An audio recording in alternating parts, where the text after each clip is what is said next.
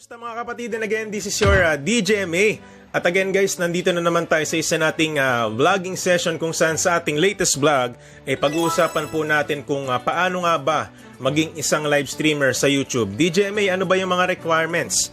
DJMA, kailangan ba ng mga high-tech na gadgets para mag-live stream? So guys, dito po sa ating latest vlog, pag-uusapan po natin about yan. Pero syempre guys, wag po natin kakalimutan to like, comment, share, and subscribe my channel. Yes, so that's my channel po, Michael Aaron Isorena, also known as DJMA sa mundo ng YT. Okay guys, so hindi na po natin papatagalin ito. So let's start our latest vlog. So kung paano nga ba maging isang live streamer sa YouTube. DJ, balita ko kumikita ka na daw ng pera. So DJ May, paano ba maging isang live streamer? DJ, paano ka nagsimula? DJ, gumamit ka na baga agad ng high-tech na gadgets bago ka nag-start? So dito po sa ating topic na to, pag-uusapan po natin about kung paano ba nagsimula si DJ. So guys, magsimula po tayo. So paano maging live streamer sa YouTube? So guys, actually, yung pagiging live streamer po sa YT is wala pong pinipiling edad yan. So wala pong pinipiling itsura. So there's no specific requirements, okay? So you just need yourself, ikaw, so bilang sarili mo. So kung paano ka humarap sa tao, and of course paano ka humarap sa camera, okay? Yung pagharap nyo po sa camera is yung parang iniisip nyo, kaharap nyo na yung tao, okay? So DJ, ano po ba yung yung ginagamit nyo? So kailangan po ba natin ng high-tech na gamit bago tayo mag-livestream? So guys, actually hindi naman po natin talaga kailangan ng super high-tech na gadgets or super high-tech na equipments bago mag-livestream. So by the way guys, share ko lang yung aking experience. So si DJ po guys, is hindi muna talaga ako nakapag-livestream. So way back, I think ang aking subscriber is nasa hundreds pa po. Okay? So I remember my first live stream when I achieved my first 1,500 subscribers. Yes, no? So paano nakapag-livestream si DJ? So by just using his cellphone. Yes po guys, tama po yung narinig nyo, no? So when you reach po 1,000 subscribers pataas, so you will receive an email from YouTube na pwede na po kayong mag-live stream using your mobile phone. So magiging eligible na po kayo mag-live stream. So guys, may mga nagtatanong din, DJ, pag po ba hindi pa nakaka-reach ng 1,000, hindi po kami pwedeng mag-live stream? So like 1,000 subscribers? So the answer is no guys, no? So napakalaking no.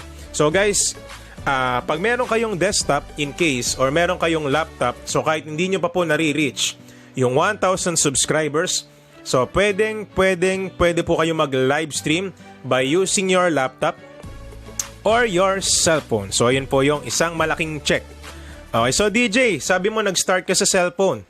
So ano ba yung napagdaanan ng channel mo? So how you began to spread your channel? So paano ba napalaganap yung pangalan mo in a way na talaga namang pinapakilala mo yung sarili mo? Okay guys, no? So the most important thing dito sa pagiging live streamer guys is hindi po dahil kayo po ay may magagandang gamit.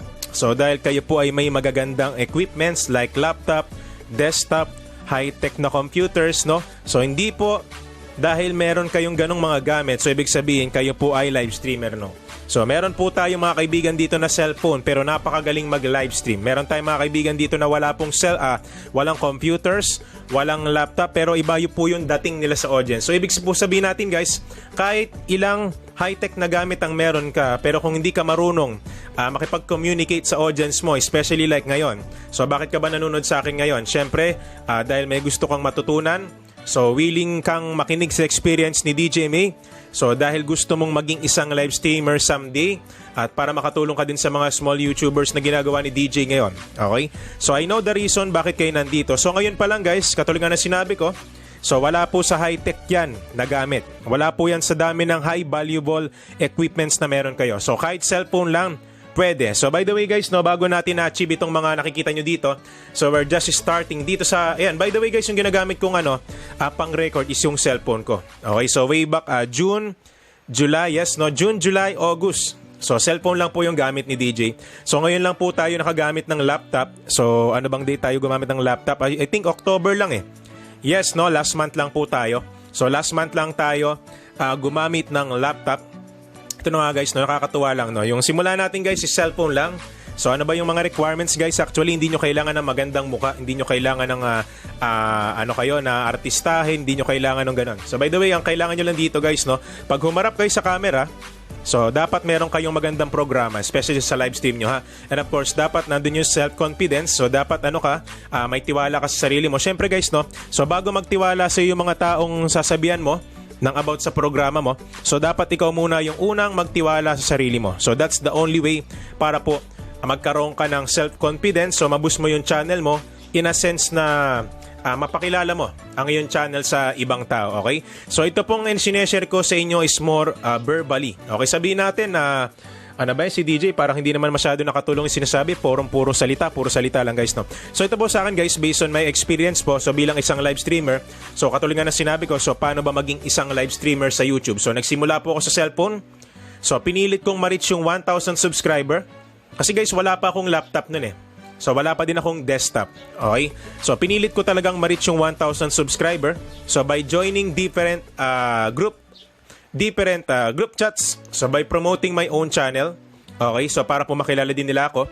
So yun po yung unang aking ginawa. So nung na-reach ko po yung 1,000, sabi ko yes, may chance na akong makapag-live stream sa aking cellphone. So yun nga, dumating yung email na ako daw ay eligible. So ako po talaga yung napaka-excited, okay? Pero guys, medyo na-disappoint ako nung ako yung nag-1,000 kasi sinubukan ko po talagang mag-live agad nung ako po ay 1,000 subscriber, kaso so sad to say, hindi pala agad-agad pwede. So maghihintay ka muna ng email from YouTube at hihintayin po nating i-activate niya yung ating eligibility sa mobile live streaming. Okay, so katulad nga na sinabi ko guys, no, pinilit kong ma-reach yung 1,000 plus subs and then nagsimula ako mag-live stream. So by the way, hindi pa ako monetize noon.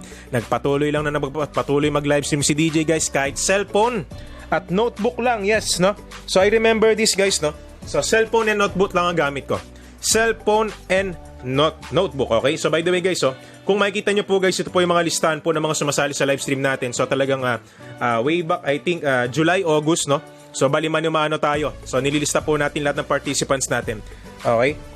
So nagtatanong sila, DJ, ano po ba yung programa nyo sa YouTube? By the way guys, yung programa natin, it's like helping small YouTubers to promote their channels, each other. So para kayong meet and greet. So parang si DJ po yung nagiging tulay para po magkaroon po sila ng communication sa bawat isa. So halimbawa, si ganito, sumali sa live stream ko. So magpo-promote siya ng kanyang channel, in a sense na yung isang channel. So syempre, pupunta sa channel niya. So kumbaga ma-appreciate niyo po yung bawat isa. So parang it's like meeting new friends sa live stream. So napakagandang programa po. Okay? So nagsimula po tayo ng cellphone and then nakapag-invest po tayo ng I think this BM800 mic. So may pangalawang investment po sa YT. So habang tumatagal po guys, no, na-monetize. Okay, na-reach natin yung requirements and then na-monetize tayo. So nakakapag-ipon tayo by doing our live stream. So nakapag-invest po tayo sa mga bagay katulad nitong headset, no? So headset stand, so ring light yung ginagamit natin niyo, kaya maliwanag, ayan, no? Kaya medyo maliwanag yung mukha ni DJ na first guys, no? So dahil po dyan guys, ito rin isang magandang bagay po pag kayo po yung naging isang live streamer, because you're expressing yourself. So pinapakilala mo yung sarili mo kung sino ka at kung ano yung hangarin mo sa YT. So talagang nakakatuwa lang guys, dahil talagang hindi po natin maiiwasan magkaroon ng sponsorship. Okay, so sponsorship guys is the isang paraan po yan para po talagang umahon kayo, magkaroon kayo ng magagandang kaibigan or malalapit na kaibigan. And of course guys, no, so isa po itong paraan para po magkaroon kayo ng magandang system, especially katulad ngayon. So by the way guys, no, so pinapasalamatan ko nga po ulit yung so walang pasasalamat po sa nag-sponsor sa atin itong laptop na ito. So by the way guys, no, so almost lahat na nakikita nyo dito, so hindi lang po siya galing sa aking naipon. So yung iba na galing po yan sa sponsor. So katulad po nitong laptop na gamit ko, galing po yan sa sponsor. So by the way kapatid, and of course itong keyboard na ito, alam ko nanonood ka, maraming salamat sa iyo. So walang sawang pasasalamat sa iyo. Hanggang ngayon ako lubos na masaya at hindi pa rin ako makapaniwala na dahil sa kanya ako po ay gumagamit ng laptop ngayon. So biro nyo guys, nagsimula lang tayo sa cellphone. Ballpen, notebook. So ngayon meron na tayong laptop kung saan mas napapadali pa yung sistema ng ating live stream. So DJ, paano ba ulit maging isang live streamer? So guys, ang sagot lang dyan, napakasimple. So there's no specific requirements para maging isang live streamer. Okay? Wala pong requirements ang pagiging live streamer. So paano maging live streamer? Ang sagot po dyan ay nasa inyong desisyon. Okay? So at the end of the day, tayo po ang gagawa ng kapalaran natin sa mundo ng YT. At the end of the day, tayo pa din po yung tutulong sa sarili nating channel.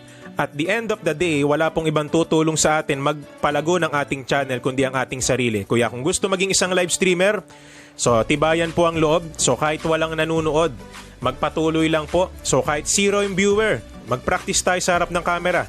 So darating yung time, yung 0 na yan, yung 1, yung 2, yung 3 mong viewer, magiging 4, magiging 6, magiging 7, magiging 10, magiging 20, magiging 30, hanggang sa dumami ng dumami ang maniniwala sa'yo. Okay, so by the way guys, no, ang pagiging live streamer, hindi po yan magiging effective kung wala kayong magandang programa sa YouTube. Okay, so please sa mga kaibigan ko dito na gusto maging isang live streamer, so wag po nating sabihin na ano ba to, DJ, cellphone lang yung gamit ko, kaya ganito, ganyan. DJ May, kaya ako hindi makapag-live stream kasi cellphone lang yung gamit ko, no? So pati DJ parang nahihiya ako eh. So guys, habang maaga pa, alisin nyo na po yung hiya sa harap ng camera. Alisin nyo na po yung insecurities po, mga kaibigan, alisin nyo na po yan, no? So yung pagdududa nyo sa sarili nyo. Kasi guys, bago may maniwala sa inyo, so dapat maniwala muna kayo sa sarili nyo. Okay, ang pagiging live streamer, wala po yung requirements, no? Wala pong requirements yan. Nasa sa inyo po yan. Kung gusto nyo maging live streamer, kung malakas ang loob ko, kung handa na akong harapin yung mga magiging audience ko in the future, kung magiging committed ba ako. So by the way guys, ang pinakamahalaga po bilang isang live streamer is dapat commitment po talaga. So committed ka dapat, no? Yung tipong everyday ka dapat nagla-live stream, or much better, araw-araw po talaga. Okay? So kung magpapahinga man kayo, so try to upload videos para hindi po lumayo yung damdamin ng mga viewers nyo sa inyo. So much better guys, pag magpapahinga kayo, so try nyo pa din mag-upload. Okay, so yung pahinga nyo, may upload kayo, tapos magpahinga ulit kayo. Ganun lang naman. So bilang live streamer guys, hindi naman talaga nakakapagod yan eh. So kailangan lang po natin talagang i-balance yung oras. Kasi oras po yung kalaban po natin dito, no? So once na mawalan tayo ng oras sa YouTube, katulad nga na sinabi ko, doon sa ating last vlog, so doon sa aking manual verification, yung aking last vlog, no? So kalaban po talaga natin yung oras, dahil pagka wala po tayong oras sa YouTube channel natin, so it's impossible po na magkaroon tayo ng malawak na community, and of course yung oras natin para maggumugol ng quality content sa YT. Okay? So yun lang po yung aking may share bilang isang live streamer. So bilang isang live streamer, kung gustong maging live streamer, wala pong specific requirements, no? So kahit cellphone lang ang gamit mo, okay? So kahit ang gamit mo lang 'di ba, headset, cellphone, notebook, ayan, ballpen. Okay? So syempre guys, bilang isang live streamer, dapat meron kang YouTube channel. Okay? Dapat meron kang Gmail. So hindi ka makakapagawa ng YouTube channel pag wala kang Gmail. So yun yung first step. Guys, no? So sa ating mga last vlog po guys, minention ko na po kung paano gumawa ng YouTube channel. Alright, so sana po napanood nyo po. And of course guys, nandito lang po tayo to give some words para po sa mga kaibigan nating willing maging live streamer. Kasi guys, no, kung iaasa po natin sa revenue sa ating mga ads or commercial guys, napakababa po. Siguro yung isang araw na sahod nyo, kung ads lang po yung aasahan nyo, siguro isang buwan nyo bago makuha yung sahod nyo ng isang araw if kayo yung nagtatrabaho. So hindi katulad ng live stream, so pwede po tayong kumita ng 15K, 20,000 pesos, no? 30,000, 40,000 pesos, so 50,000 pesos kung magandang programa. Okay? So by the way guys, no? So bago natin tapusin ang ating latest vlog, so gusto ko lang magpasalamat sa mga kaibigan nating napaka-solid dyan, sa ating opal, bronze, sa ating silver, sa ating gold membership. So maraming salamat po sa inyo, okay? At guys, i-promote ko na din yung aking live stream, no? Every 12 noon Pilipinas time, meron tayong DJMA live stream. Every 12 noon po yan. And of course, meron din po tayong every 6 PM po ng gabi. Yeah, 6 PM, Pinas time po. Okay, so wag po kayong mawawala guys. So feel free to visit my channel every 12 noon and 6 PM, no? Ang nag-iisang DJMA sa mundo ng live stream, Michael Aaron Isorena. And again guys, no? So magpapaalam na po tayo. Sana po na-inspire kayo at sana po tinapos niyo itong video na ito. And I hope someday lahat po ng mga nanonood dito na aspiring live streamers ay maging live streamer talaga. Okay, so guys, wag kayong susuko. Pilitin yung ma-reach yung mga requirements, pilitin yung magkaroon kayo ng solid na community, pilitin yung magkaroon kayo ng madaming kaibigan. Kasi nga guys, sa mundo ng YT, pag wala kayong kaibigan dito, so napakalabo po na umangat ang inyong channel. So guys, maging friendly kayo, okay? So wag masyadong high blood, so wag suplado, wag suplada. So dapat approachable. Kung ano yung natin, yung pagiging mabait natin sa totoong buhay, so dapat ganun din tayo kabait sa YT or pag nasa harap na tayo ng camera.